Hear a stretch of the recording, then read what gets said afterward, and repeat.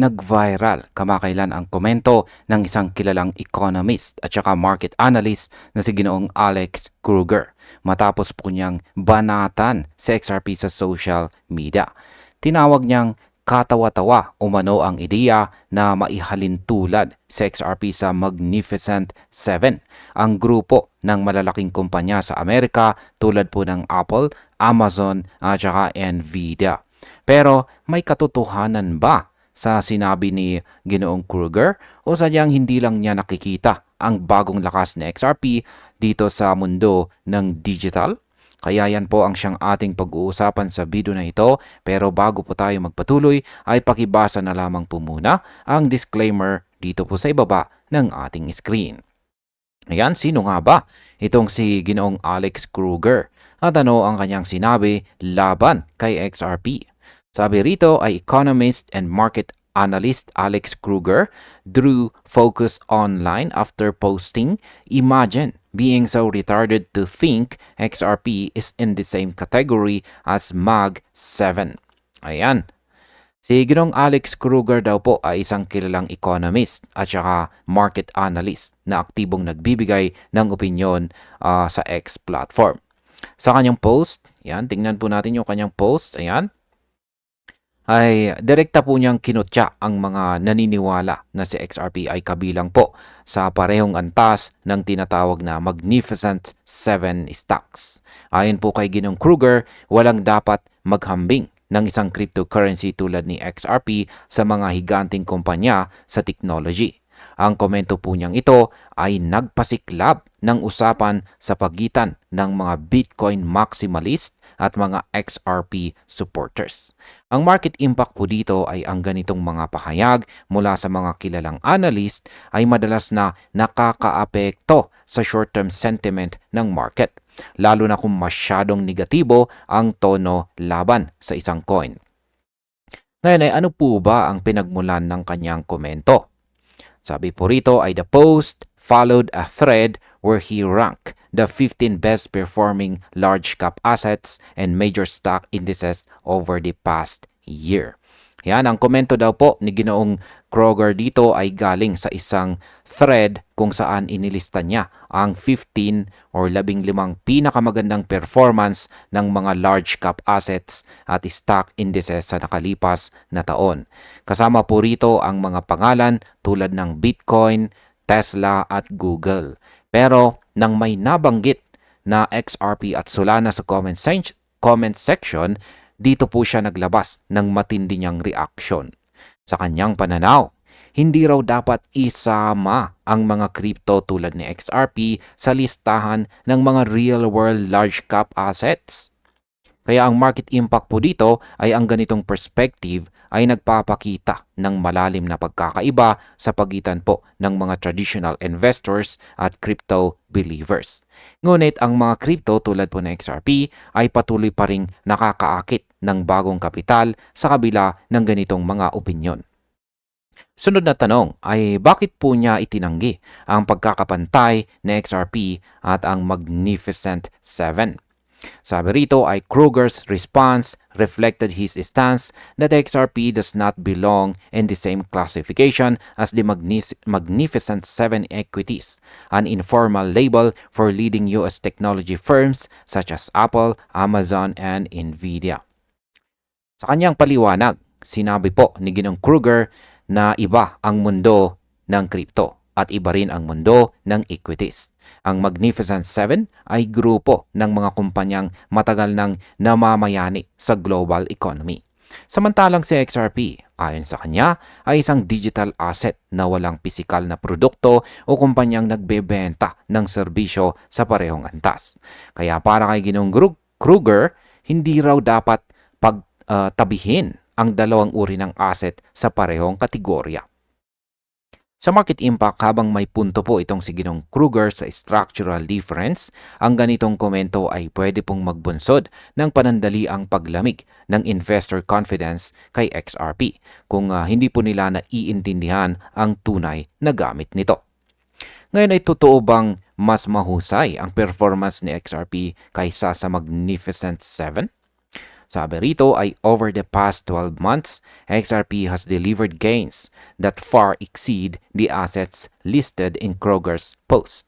XRP is currently up over 420% from the last year. And this surge outpaces Bitcoin's 62% rise, has consistently beaten Ethereum, and much higher than the top-performing equities in the so-called Magnificent Seven. Ayan, paliwanag po natin. Kung titignan po natin ang datos, ay ibang usapan daw ito. Sapagkat sa nakalipas na 12 buwan or 12 months, itong si XRP ay tumaas po ng higit 420%.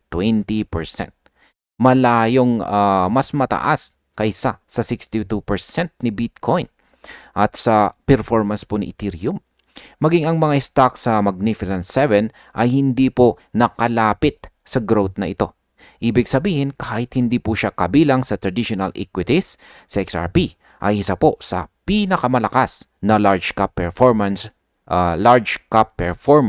sa buong mundo. Sa market impact, ang ganito pong record-breaking na performance ay nagbibigay ng matinding kumpiyansa sa mga traders na naghahanap ng momentum plays. Posibleng magpatuloy po ito kung susuportahan ng institutional adoption at saka network expansion.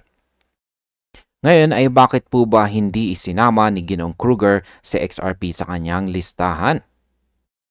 Yan, sabi po rito ay, despite this, Kruger chose to exclude XRP from his ranking, likely because his list focused on assets within conventional large cap classifications such as major stock indices and publicly traded equities. Paliwanag po natin. Hindi raw po isinama ni Ginoong Kruger itong sa XRP dahil ang kanyang listahan ay nakatuon lamang sa mga assets na traditional na itinuturing na institutional grade tulad ng mga stock index at saka public companies. Sa madaling salita, kahit gaano kataas ang itinaas ng presyo ng XRP, hindi ito pasok sa kanyang kategorya dahil hindi ito bahagi ng stock market. Pero para sa mga crypto supporters, ito po ay isang patunay na kulang pa rin sa pag-unawa ang traditional na mga analyst sa digital economy. Ang market impact po nito ay habang hindi po ito direktang nakakaapekto sa presyo, nakakaambag po ito sa narrative battle sa pagitan po ng old finance at blockchain-based finance na madalas magdulot ng volatility sa market sentiment. Sunod na tanong ay ano naman po ang basihan ng pananaw ni Ginoong Kruger? Sabi po rito ay Kruger's original list focused on assets widely regarded as large cap and institutionally significant.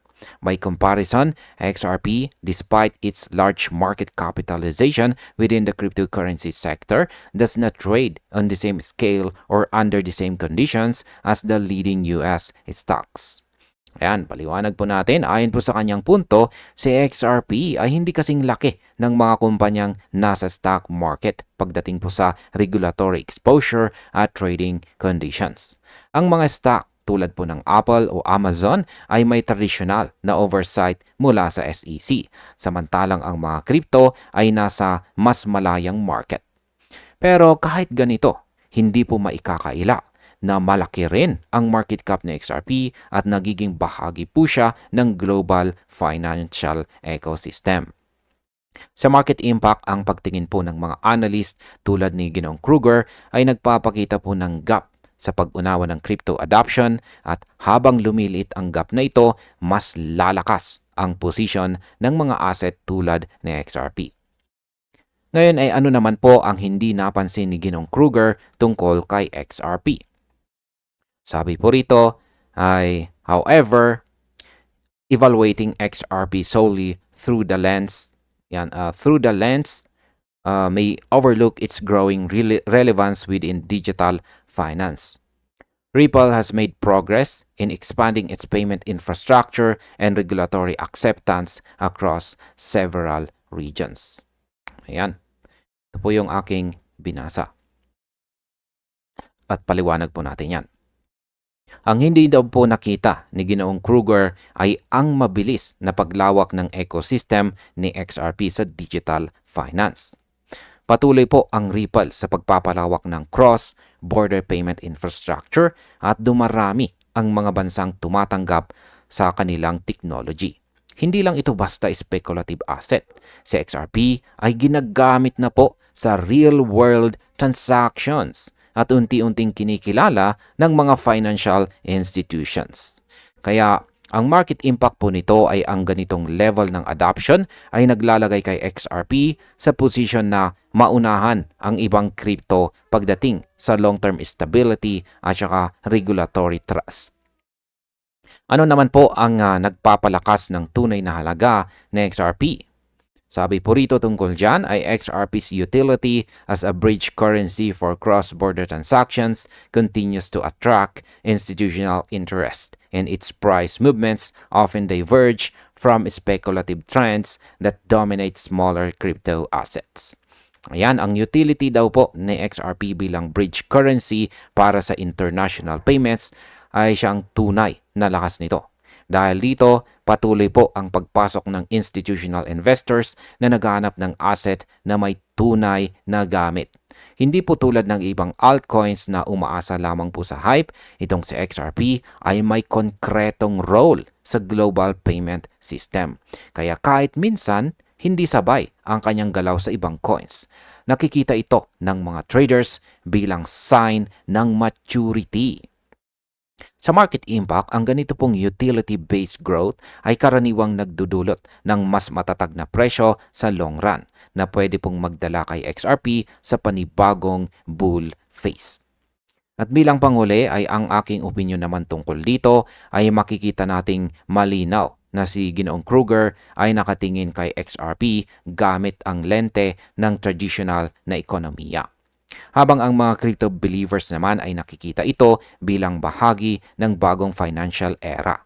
Kung performance po ang pag-uusapan, malinaw na si XRP ay mas malakas kaysa sa mga top equities nitong nakaraang taon. Ngunit kung classification naman ang basihan, naiintindihan po natin kung bakit ayaw ni Ginoong Kruger itong ihambing sa Magnificent 7. Pero para po sa atin bilang mga traders at investors, ang pinakamalaga ay makita po natin ang potensyal.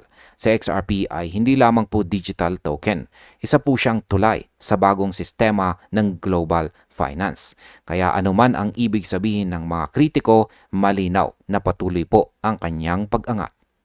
At ayan, hanggang dito na lamang po tayo sa video na ito mga ka-crypto. Maraming salamat sa panunood.